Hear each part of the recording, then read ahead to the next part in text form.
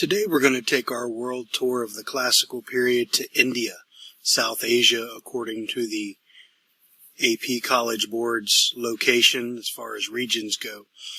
We learned in the first unit that India had a migration of Aryan people, or an invasion of Aryan peoples, come in before the classical period. And this was a very slow process, and they integrated with the people who were already there. And this is believed to be the foundation of the religion we now know as Hinduism. And we'll talk about that in a little bit, the mixing of those peoples. What's remarkable about that is, compared to these other civilizations, these other empires we'll be looking at, is that all of this happened without any centralized power. There was centralized power in Persia, centralized power in the Roman Empire, there was centralized power in China, but not in India.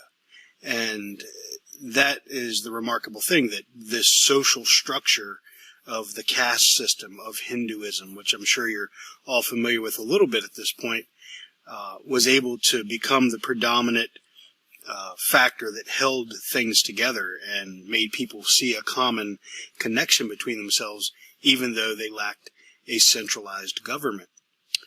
India does have two periods of centralization, however. The first comes in 321 BCE under the Mauryan dynasty, and they're relatively short-lived, for 150, 200 years, roughly off the top of my head. And then around 300 or so, you have the Gupta dynasty, and they last for roughly 200 years into the 5th or 6th century. And you can see on the map here, the Mauryan dynasty in purple was much larger than the later Gupta dynasty, which mostly encompassed central India. So India right before the Mauryan dynasty anyway, had been conquered, at least in part, by Alexander the Great. And that was in 327 BCE. So after Alexander, who we'll learn about later on, destroyed the Persian Empire, he reaches India. And India is only spared by the fact that Alexander's troops end up mutinying on him. They basically had conquered all of the known world for the Greeks, and they're like, we want to go home, and that's a story we'll learn later. But basically, they mutiny, and so Alexander decides to turn home, and that's what spares India from becoming a casualty on Alexander's conquest of the world. So the Mauryan dynasty comes to power, led by Chandragupta Maurya, the first unified Indian empire. And he practices something called Arthashastra. And the idea here is using the power and principles of government. So he's going to not necessarily follow the Chinese model. He doesn't really know what the Chinese are doing, but he is going to use this philosophy to build a huge bureaucracy, much like the Chinese had, that carries out his wishes. He even goes a little further. He builds this huge network of spies, so that he knows what's going on around his entire kingdom, so that he can, know who's trading with whom. He can know what agriculture is being produced. He can keep track of taxes. So even the taxman who collected taxes would have spies tailing him to make sure he wasn't, skimming off the top or something. And to Chandragupta, this was a way to keep order. So the story of Chandragupta ends up ending a bit oddly. Despite this whole network of spies and double dealing and everything, he retires to become a monk. And he ends up starving himself to death. What a way to go. The most famous emperor of this dynasty is Ashoka. And he is Chandragupta's grandson. And this is at the peak of the dynasty. And you see the dates there, 268 to 232. So the extent geographically of the empire is at its largest. You can see the entire Indian subcontinent, except that the southern tip has been gobbled up by the dynasty. And so Ashoka was considered by some more of a governor than a conqueror. But other people aren't going to see that and say he's so great. They did expand agriculture, so there was some good things. And that was the empire's wealth, was agriculture. It was still agriculturally based, even though trade was big, but agriculture was so important. And then, of course, the irrigation systems they built. They also built over 1,000 miles of roads, which gave them access to the outside of the empire even more. And so that's going to help them to become bigger trading partners, not just in Eurasia, but also in the Indian Ocean, as we'll talk about later. The Mauryan dynasty, as all of dynasties do, ends up collapsing, and their decline happened because of two major factors: lack of taxes and currency devaluation. After Ashoka died, there was an economic crisis. The bureaucracy that had been built up had become too bloated and huge. Tell me if that sounds familiar, Washington, D.C. And the high cost of it was just too much to maintain. Because the military had not been supported by tax revenue, this caused problems with the military not being paid. And in order to pay all these salaries and pay the military to keep them from turning, you end up devaluing the currency. Basically, it's the principle of inflation. You print more money to pay. And so by 185 BCE, the Mauryan Empire is pretty much gone. You have regional rulers stepping up to fill the void and becoming more powerful than the central government. What emerges from this, as you can see, this is a little bit outside of the main Indian subcontinent, is the regional kingdom of Bactria. And this was kind of left in the wake of Alexander the Great's conquest, but you can see they do reach down into northwestern India.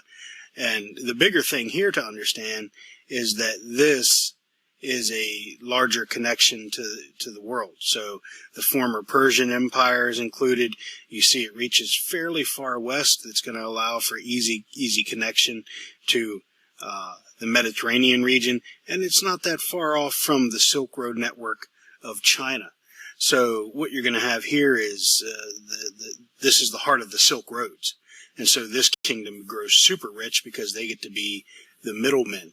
And you're also going to have a lot of cultural trade going on, not literally trade, but at least cultural sharing of ideas and activity that's going to make this region rather diverse, because you're going to have people coming from the west, you're going to have people coming up north from India, and you're going to have people coming west from China. Now we turn to the Gupta dynasty, which you can see was roughly 200 years old, smaller than the Mauryan, as I mentioned before. This dynasty is a little different. It's decentralized compared to a lot of others. The other thing that's different about it is that, unlike the earlier dynasty and most dynasties that we see during this time period, most empires, it was not characterized by a lot of material wealth or trade activity. Those things existed, of course, but that wasn't the calling card of this empire. It was actually defined by creativity, a flourishing of the arts, literature, lots of scholarly work are the things that mark this period. So what you end up with is the founder, Chandragupta, no relation to the founder of the other dynasty, ends up conquering most of India, wanted to reunite most of India. Most victims ended up offering tribute and presented gifts to him so that he wouldn't take out vengeance. But plenty of them stood up against him, and he ended up defeating just about everybody that came in his path. He had a reputation as one of the great military leaders of his time, and has been compared to Alexander the Great himself. But Chandragupta was more than just, a warrior. He loved the arts, and that's why this period is known for that. So you have support, you have patronage of the arts, you have literature that was, and poetry, narrative histories, religious, meditative writings. All of these things dot this period. You also have some scholarly work that's going to show that the Indians were rather advanced. For example, a scientist ahead of his time proposed that the Earth was a rotating sphere centuries before Columbus made his voyage, well before anybody else really had that. You know, Europeans think the Earth was still sitting in the middle of the universe with everything rotating around it 1,500 years later. And he also calculated the length of the solar year to within 3 hours of what it actually has been calculated by modern scientists. So a pretty important dynasty culturally. Now, of course, Hinduism is going to maintain its hold over culture and society, but the Gupta dynasty was able to flourish alongside of that without really the two butting heads. And even though the Gupta dynasty is relatively short, roughly 200 years, its legacies last for over 1,000 years. Even though India becomes decentralized with regional rule until the Muslims come, the art, the architecture, the literature of this time continued to play a part.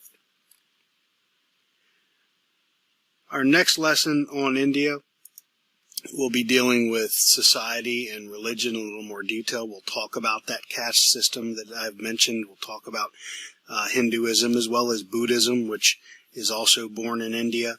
And we'll talk about the economics of India a little more as well.